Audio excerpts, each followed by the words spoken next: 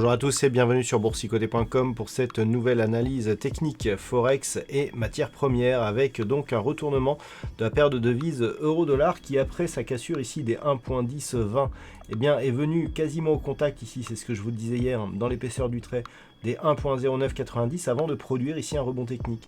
Donc cela montre que ce niveau ici des 1.0990 est toujours aussi important.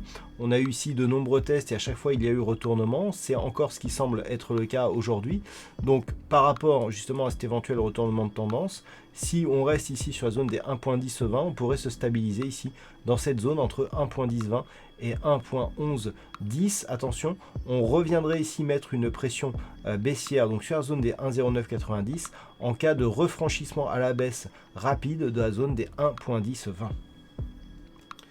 Sur la paire de devises livre sterling contre dollar américain, nous avons eu un beau mouvement haussier aujourd'hui, consécutivement donc à la diffusion des résultats du vote sur une projection des taux de la Banque centrale d'Angleterre. C'est plus la répartition des votes qui a provoqué ici une telle hausse.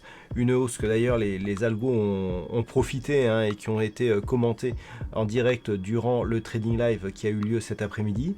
Et donc nous avons eu un beau mouvement haussier qui est parti ici d'un double contact sur la zone des 1.2970 et qui se replace ici aux alentours des 1.3080. Donc on reste ici dans une neutralisation de la dynamique court terme qui se fait entre ces deux zones ici 1.2970 et grossièrement la zone ici des 1.33.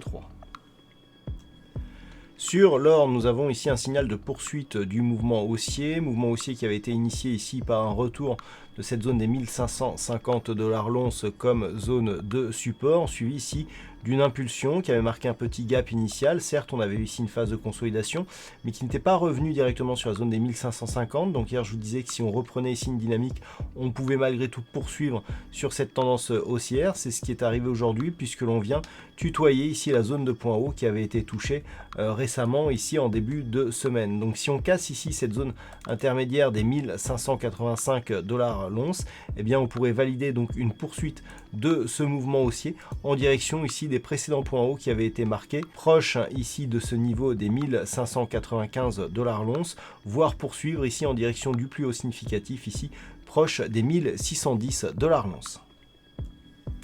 Et puis enfin sur le WTI, il semblerait que l'on se rapproche de l'objectif que nous avons depuis que le retracement ici à 61,8% de Fibonacci a été cassé à la baisse, un retracement qui se trouve à 56,57 que l'on avait évoqué dès la rupture ici et dès l'accélération.